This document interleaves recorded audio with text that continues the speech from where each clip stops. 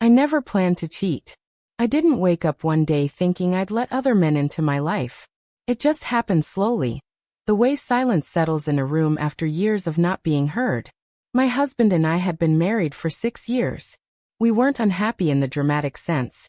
No shouting, no slammed doors, but the silence between us grew heavier with each passing month. Conversations were limited to logistics, groceries, bills, work schedules. There were no more shared jokes, no spontaneous touches, no real intimacy.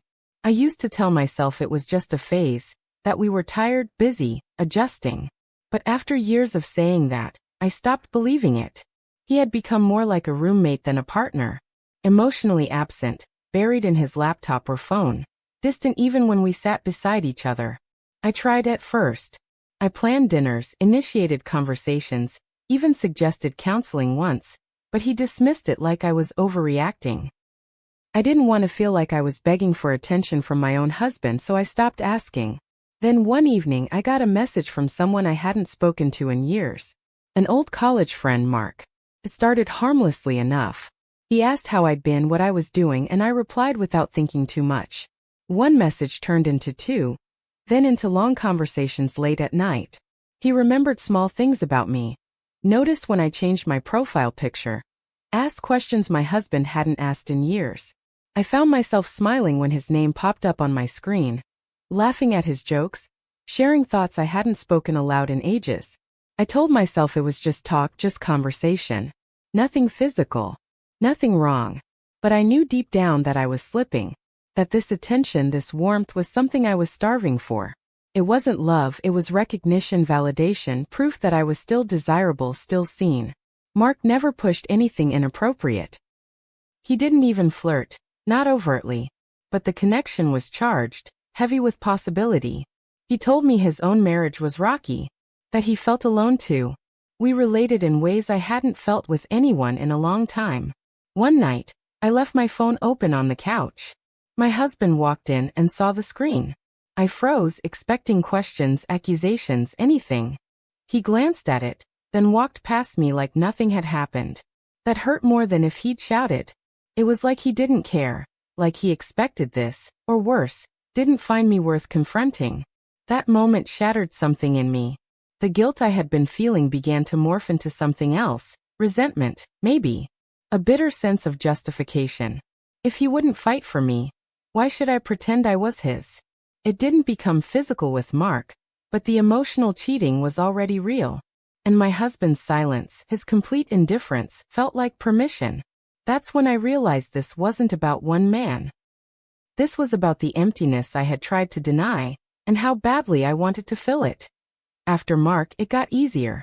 I had already crossed a line in my mind, and from there, the boundaries started to blur faster than I expected. The second was Adam, a coworker. We worked closely on a project, and he had this quiet way of listening that made me feel important. We stayed late one evening going over details, and as we wrapped up, he brushed his hand against mine. I didn't pull away. I let it happen. He leaned in, and I didn't stop him. There was no hesitation. Just a kiss that lingered too long. I went home and didn't mention it. My husband barely looked up from his screen. Then came Sam, the neighbor. Younger, bold, full of flirtation. He offered help with small tasks around the house, overly eager, and I let him in more ways than one. At first it was playful, banter in the driveway, compliments that made me blush even when I tried not to.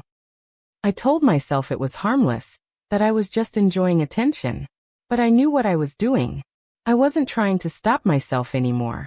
The fourth was Eric from the gym.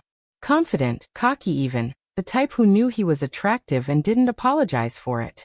He approached me after a few classes, asked if I wanted to grab a smoothie. We talked about everything but our personal lives.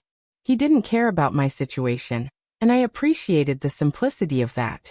I wanted to feel something without having to explain why. It escalated quickly with him. No conversations about guilt, no pretending we were friends.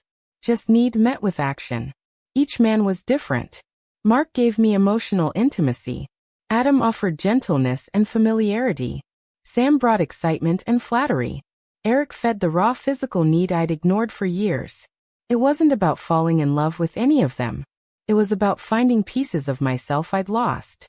Or maybe pretending I had control over something. My husband noticed changes he had to. I stayed out late more often, laughed at messages on my phone, wore perfume I hadn't used in years. But he never asked. He didn't demand answers, didn't confront me, didn't even seem curious. First, I thought maybe he was in denial. Then I wondered if this was his way of punishing me, by staying silent and watching me unravel. Or maybe he had given up long before I did and just didn't care who I became. One night, I was on the phone with Mark, half whispering in the kitchen. My husband walked in, paused, looked at me, and then walked back out without a word. No anger, no emotion. That was the moment I stopped hiding. Not because I was brave, but because it felt pointless to pretend anymore. If he wasn't going to care, why should I?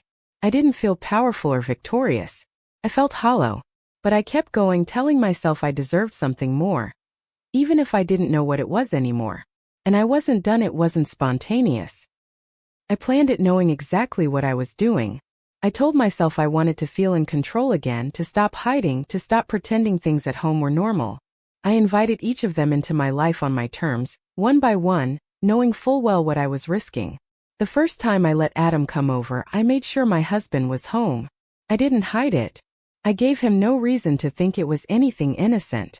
He saw the door open, heard voices, felt the energy shift, and did nothing. That gave me permission to continue. Sam came by next in broad daylight, stayed longer than he should have. We didn't speak much after. I think he sensed something off, like maybe he was part of a game he didn't fully understand. I didn't care. I had already moved on in my head. Each time I let someone in, it chipped away at whatever connection was left in my marriage.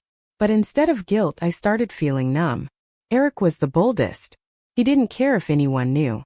He treated it like a challenge, a conquest. I let him take the lead. Let him walk into a space that wasn't his. Watched the way my husband avoided looking up when he passed by. It became clear that nothing shocked him anymore. I kept waiting for a reaction, a confrontation, even an argument, but he never gave